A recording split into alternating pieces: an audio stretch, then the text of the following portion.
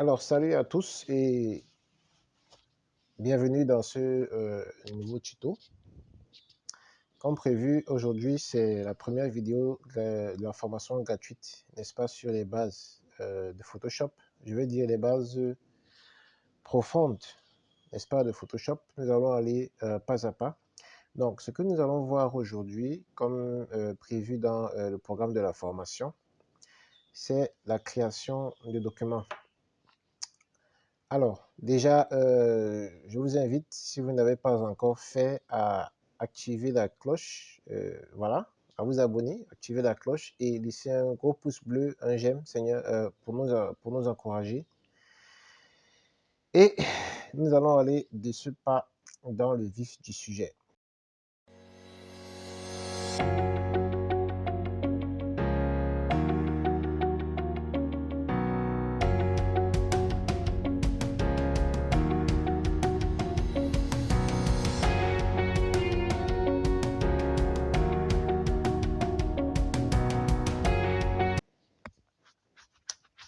Très bien, je suppose que vous avez ouvert Photoshop en cliquant sur l'icône Photoshop, voilà, en bas ici, l'icône de Photoshop ou sur le bureau.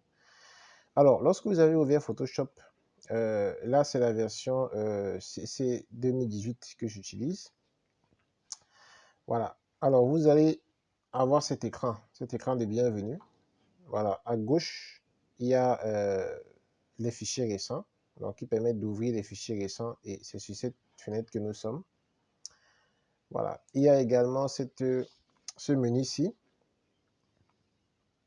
n'est-ce pas, que nous n'allons pas voir aujourd'hui. C'est plus les fichiers récents que nous allons voir dans la création des documents. Alors là, vous avez la liste des récents fichiers qui ont été utilisés. Donc, les projets Photoshop sur lesquels j'ai travaillé tout récemment, vous les avez ici. Et là, il y a un filtre qui vous permet de filtrer du dernier. Déjà, je tiens à m'excuser pour les francophones. Voilà, ma version de Photoshop est en anglais. J'ai pris l'habitude de travailler en anglais. Je crois que si ça ne dérange pas, du moins si ça vous pose un problème, vous me dites en commentaire. Je vais changer de version, mais je vais expliquer quand même chaque élément. Là, vous avez les derniers qui ont été ouverts. Voilà, donc je peux trier par nom. Vous voyez, ça va changer. Ça va mettre par nom. Ah, c'est le dernier nom jusqu'au premier nom. Là, ça peut trier, n'est-ce pas, par, voilà, le dernier fichier ouvert, c'est celui-ci, voilà. Donc, c'est vraiment un filtre. Là, c'est pas taille. Vous voyez, la taille des fichiers, c'est ici, size. OK, je peux filtrer par taille, ainsi de suite. Bon, c'est une information qui n'est pas très importante parce que c'est pas elle, du moins, on ne regarde pas, c'est rare, n'est-ce pas, de s'attarder sur ce genre de détails, mais comme le but, c'est de vous expliquer vraiment en détail tous les éléments, on va aller étape par étape.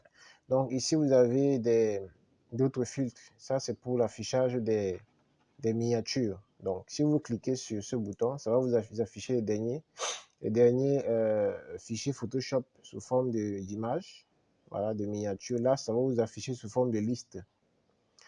OK. Donc, sans plus tarder, nous allons passer à la création de documents. Ces deux boutons-là, n'est-ce pas, sont les boutons euh, qui sont importants ici. La création de nouveaux documents, Create New pour créer un nouveau document et Open pour ouvrir. Donc, pour ouvrir un nouveau document, on clique sur Open. Voilà, là, vous pourrez ouvrir dans votre ordinateur, n'est-ce pas, un fichier et l'ouvrir. Ça veut dire un fichier Photoshop qui a déjà été travaillé. Ou alors, vous allez créer un nouveau document, n'est-ce pas, Create New. Et voilà. Alors, c'est cet écran-ci sur lequel nous allons passer le plus de notre temps dans ce tuto. Ça, c'est l'écran de création de nouveau document. Vous voyez la première ligne ici en haut, il y a un menu. Alors, je vais parler des onglets. Le premier onglet, c'est ce qui est affiché par défaut. Vous voyez que c'est blanc. C'est en surbrillance par rapport aux autres. Voilà. Donc, ça veut dire que c'est lui qui est actif actuellement. Il permet de voir les derniers fichiers qui ont été ouverts. Ça veut dire, si j'ai ouvert un fichier, le dernier fichier que j'ai ouvert, c'est un fichier de type de format A4. Vous pouvez voir ici A4, voilà, avec les dimensions. Donc, tous les derniers fichiers que j'ai ouverts, ça va s'afficher ici, de sorte que si tout de suite j'ai envie de travailler sur un document du même format, je n'ai qu'à cliquer sur le bouton ou alors choisir un autre. Donc, ça, c'est le premier. Ensuite, le deuxième onglet, ça, ce sont les fichiers qui ont été sauvegardés. Là, je n'en ai pas. Le troisième, ça, ce sont les formats photos. Okay. Là, les formats photos, ce sont les formats qui sont utilisés généralement pour des fichiers de photographie. Généralement, quand des photographes prennent des photos et autres, voilà, vous voyez qu'il y a landscape et portrait. Donc, les fichiers de type portrait et de paysage, ça c'est pour les formats photos. Il y a déjà des formats prédéfinis ici. C'est à vous de choisir. Il y a pour le print. Le print, c'est pour l'impression. Ça veut dire que si vous voulez travailler un document qui va aller à l'impression, chez un imprimeur, par exemple, ça peut être un flyer qui va être imprimé, ça peut être voilà, une affiche voilà, qui va être imprimée. Là, il y a déjà des fichiers prédéfinis. Vous pouvez voir le fichier de letter avec ses dimensions, le fichier légal avec ses dimensions, le tableau A4 avec ses dimensions. Le A4, c'est, je crois, l'un des fichiers les plus connus, les plus communs.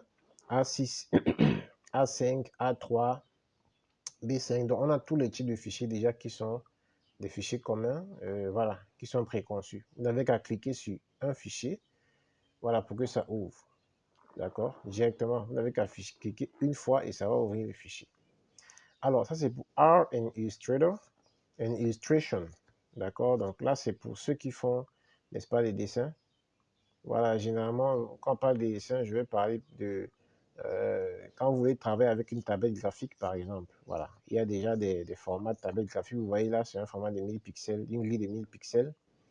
Là, c'est un format de 1080p. Donc là, ce sont les pixels. Hein. Ce sont les différents pixels de l'image. Ensuite, le format web. Le format web permet d'ouvrir, de travailler sur un fichier. Ça, c'est plus quand on veut faire du web design.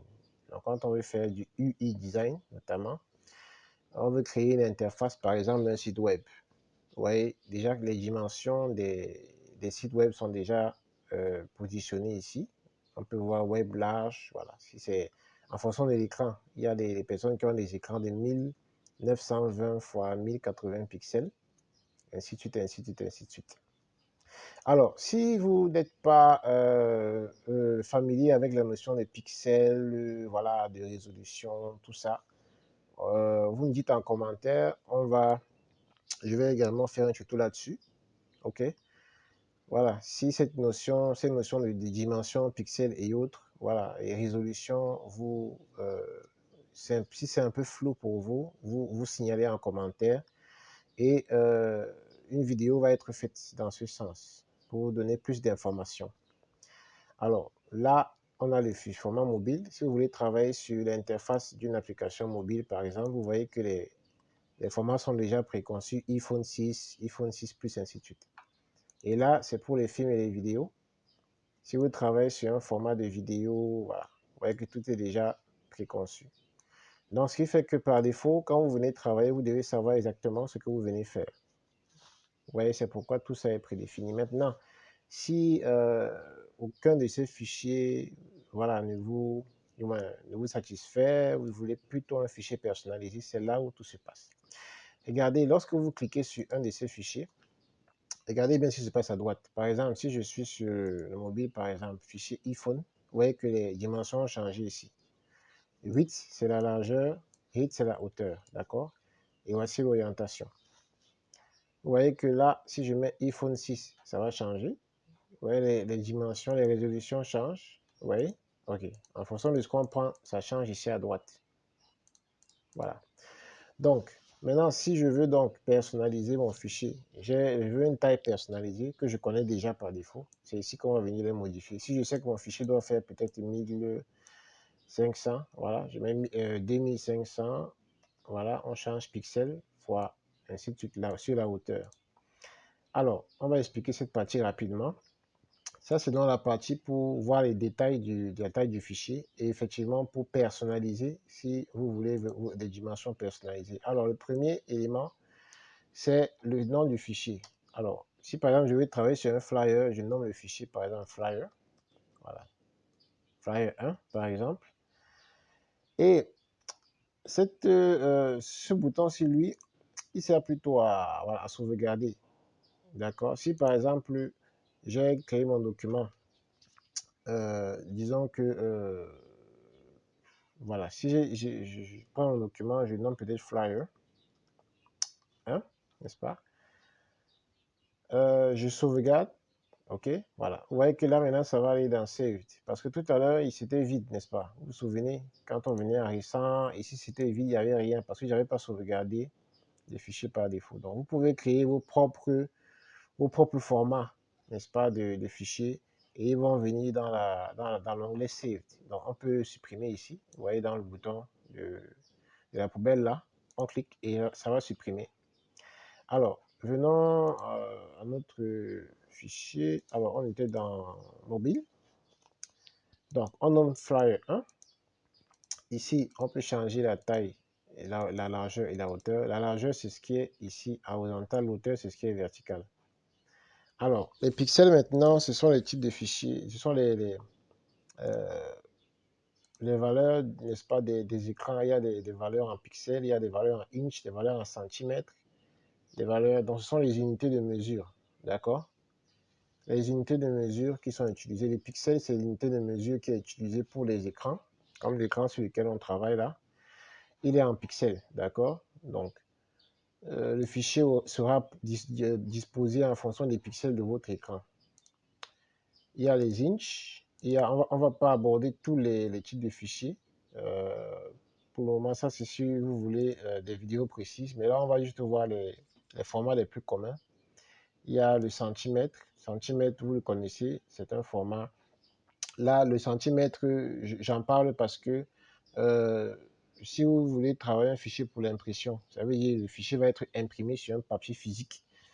Généralement, le centimètre et le millimètre sont les fichiers, sont les unités qui sont utilisées en impression, d'accord? Donc, si votre format doit faire peut-être 10 mètres sur, ou alors on va dire 4 mètres sur 5, ok? Donc, vous allez mettre en centimètres. Vous voyez qu'il n'y a pas de mètre, il y a des centimètres, d'accord? Donc, on sait que 1 mètre, voilà, si le fichier fait peut-être, c'est une grande affiche qu'il faut afficher, qu'il faut plaquer en route. Une affiche fait peut-être 4 mètres de, 4 mètres de largeur sur 3 mètres de hauteur. 4 mètres de largeur, ça va faire voilà, 1 centimètre, voilà, 1 mètre c'est 100 centimètres, donc ça sera plutôt 400 centimètres. Voilà, ouais. Voilà, donc ça veut dire 4 mètres. Voilà, et sur 300 centimètres, je veux dire 300 centimètres. Voilà, ouais, donc comment, vous devez donc savoir exactement la taille de votre document lorsque vous venez travailler. Et l'unité de mesure que vous devez utiliser. Pixel, c'est pour Internet. D'accord? Pixel, c'est pour les écrans, si vous voulez. Quand vous travaillez sur les écrans. Et centimètre, millimètre, c'est quand vous travaillez sur des fichiers qui vont être imprimés sur du papier. Alors, maintenant, on va voir les orientations. Orientation, portrait, paysage. Vous voyez, c'est en fonction de la taille. L'orientation portrait, c'est lorsque la hauteur de l'image est plus grande que voilà, la largeur. OK? Donc, si la hauteur est plus grande que la largeur, alors on parle d'une orientation en paysage, en portrait. Si la largeur est supérieure à la longueur, on parle d'orientation en paysage. Donc, vous voyez ici, par exemple, la largeur, qu'on appelle le width, est supérieure à la hauteur. Donc, c'est en paysage. Mais si on inverse, si par exemple ici, je mets 200, vous voyez que là, ça va changer ici. 200, hop, je valide, je clique ici. Vous voyez que ça a changé. D'accord? Maintenant, c'est une orientation en portrait. Ici, c'est pour les artboards, ce sont les plans de travail. OK, on va voir ça dans un autre point de notre formation. Un outil très important également. On peut décider que notre fichier sera un plan de travail ou non. Voilà, pour l'instant, on va désactiver cette option. La résolution, maintenant, un élément très important. Sur les résolutions, ça dépend voilà, du format, tu veux dire euh, du but de notre travail. Si c'est pour une publication sur Internet, si c'est pour un site web, voilà, pour les réseaux sociaux, la résolution par défaut est 72, d'accord, pixels par inch. OK, voilà. Donc, par pinch ou bien ce qu'on appelle pixels par pouce.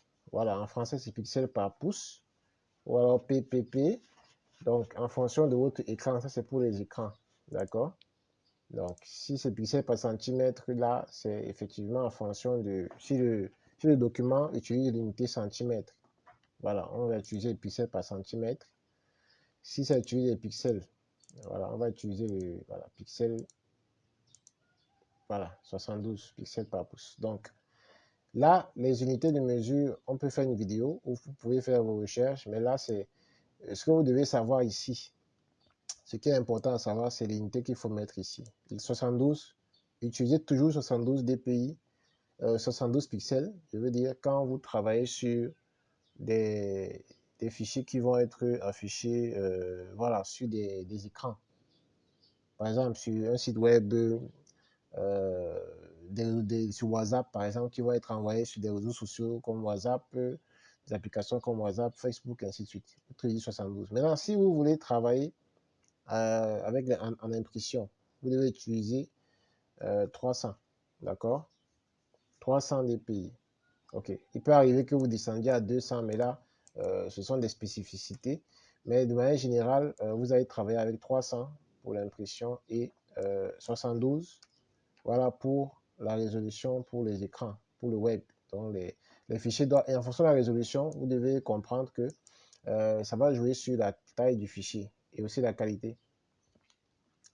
Dans 72, le fichier sera de taille réduite. Ça fait que lorsque vous allez ouvrir sur Internet une image, par exemple, cette image, si l'image, le poids de l'image est très lourd, vous voyez que l'image va prendre trop de temps à charger et effectivement, les visiteurs de votre site euh, vont passer à autre chose. Si le site est trop lent à charger, c'est pas bon. C'est pourquoi la résolution doit être réduite. Or, en impression, le fichier doit être assez lourd parce qu'il faut plus de détails pour que l'image soit de meilleure qualité, pour que quand on imprime, il y ait plus de détails sur l'image, on augmente la résolution. Voilà. Donc, on va mettre à 72. Ensuite, maintenant, le mode colorimétrique. RGB, c'est le mode qui est utilisé pour les écrans. Généralement, le mode colorimétrie des écrans, ça veut dire quand vous travaillez sur le web, sur Internet, sur un site web, voilà, vous utilisez le mode RGB. Si vous travaillez plutôt dans le cadre de l'impression, vous allez utiliser le CMGN. Donc là, on est sur l'écran, on va utiliser RGB. Le 8 bits, voilà, ça c'est en fonction des écrans. D'accord, il y a les écrans de 8 bits, 16 bits, 32 bits. Voilà, donc le nombre de bits, en fait, c'est en fonction du nombre de couleurs, mais généralement, le nombre de bits, vous laissez à 8, vous laissez là par défaut. D'accord? Alors, le background, c'est le fond de l'image. Ça veut dire quand vous allez ouvrir votre document, vous voulez qu'il ait un fond blanc, vous pouvez changer. Vous voulez qu'il ait un fond noir par défaut. Vous voulez qu'il ait voilà, une couleur que vous aurez prédéfinie. Vous cliquez sur le carré blanc. Ça va vous ouvrir, n'est-ce pas, la fenêtre de choix de l'image, ce qu'on appelle le color picker. Je veux dire le choix de la couleur, autant pour moi. Vous pouvez donc ici choisir la couleur qui vous plaît. Dans ce cadre-ci, vous pouvez déplacer et vous voyez qu'à droite, ça va changer. Et si vous voulez, ça c'est pour le rouge, si vous voulez une couleur un peu plus verte, vous venez ici en bas, dans cette zone-ci, et vous déplacez vers le haut, vous allez vers les zones vertes. Vous voyez donc que vous pouvez modifier en fonction de votre déplacement, la couleur va changer. Ce sera une vert qui va tirer vers le jaune, vers le rouge, ainsi de suite. Et là, vous choisissez le ton. Est-ce que ça va être un peu pâle, tiré vers le blanc, ou alors un peu sombre, ainsi de suite. Donc, vous pouvez choisir la couleur que vous voulez. Et là, vous aurez donc les codes de couleur. Vous voyez, là, on a le RGB, qu'on a vu tout à l'heure. C'est le code de couleur RGB qui est relatif à cette couleur-ci. Vous voyez qu'elle change en fonction de la couleur qu'on choisit. Voilà le CMGN, comme je disais tout à l'heure, le CMGN, ça c'est pour l'impression. Vous voyez donc les niveaux de couleur au niveau du cyan, du magenta, du jaune et du noir. D'accord? Donc, voilà un peu, en gros, on ne va pas entrer dans tous ces détails pour le moment. D'accord? Ça, c'est quand on va faire les cours très avancés et quand il faudra préparer un fichier pour l'impression, par exemple. Mais là, c'est plus la présentation de tous ces éléments-là. Quand vous choisissez donc la couleur de fond, si vous voulez une couleur personnalisée, vous la choisissez. Et là sont les éléments, les options avancées, n'est-ce pas? Vous pouvez choisir le profil de couleur, voilà, Adobe RGB, Adobe. Donc, il y a les profils prédéfinis, mais bon, de manière générale, on ne touche pas à ça, hein. Vous allez ici par défaut. Et là, c'est le nombre de pixels pareil. Donc, vous allez laisser cette partie avancée. Ce n'est pas utile, n'est-ce pas, pour un départ. Là, c'est pour des travaux vraiment très, très, très, très précis. Donc, lorsque c'est fait, vous avez choisi votre fichier, vous l'avez personnalisé si vous voulez.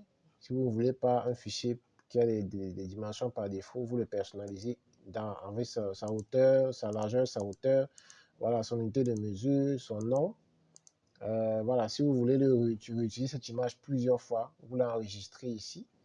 Ou alors, vous mettez sa résolution en fonction de si vous voulez travailler sur les écrans ou si vous voulez travailler sur, en impression. Vous allez mettre 72 pour les écrans et 300 pour les impressions. Voilà, le mode colorimétrique, si c'est pour les écrans, vous travaillez en RGB. Si c'est pour l'impression, vous travaillez en CMJN. Et les couleurs, la couleur de fond, ça c'est optionnel. Vous choisissez la couleur que vous voulez ou si vous voulez, vous laissez blanc ou noir. Lorsque c'est fait, vous avez vos dimensions. C'est fini, ça c'est personnalisé. La dernière étape, c'est de créer maintenant votre fichier parce que là, vous ne l'avez pas encore créé. Vous avez donné les éléments, voilà, de dimensions, de caractéristiques, de propriétés de votre document. Maintenant, vous le créez. Alors, lorsque vous avez créé, donc, Photoshop va ouvrir ce document avec tous les éléments que vous avez donnés. Nous allons le créer. Hop. Lorsque vous créez votre document, Photoshop ouvre effectivement ce document. Voilà, vous voyez, voici le document avec les dimensions que nous avons choisies. Et vous pouvez voir ces dimensions, on va dans Images. Voilà, image, taille de l'image. Vous pouvez voir ces mêmes dimensions-là. Vous voyez là, c'était notre hauteur, la dimension c'était les pixels, la résolution 72, ainsi de suite, ainsi de suite. Vous voyez que là, ça a respecté. Très bien. Cette partie est terminée. Vous savez déjà comment créer un nouveau document avec tous les éléments, les tailles, les dimensions. Si vous voulez travailler sur, pour l'impression, la résolution que vous devez choisir, ou alors si la taille, le type d'unité de mesure, ainsi de suite, ainsi de suite. Donc, voilà pour la première partie. Donc, nous allons nous arrêter là pour cette partie. Prochainement, au prochain tuto, nous verrons donc la suite. Nous allons présenter effectivement notre écran de travail. Lorsque nous avons ouvert notre document, nous tombons sur cet écran, effectivement, nous allons le présenter, chaque compartiment, chaque partie de cet écran. Et nous souhaitons, voilà, que vous soyez toujours des nôtres. Et n'oubliez pas, n'est-ce pas, de laisser le pouce bleu et de vous abonner à la page si ce n'est pas encore fait. Ah, ciao!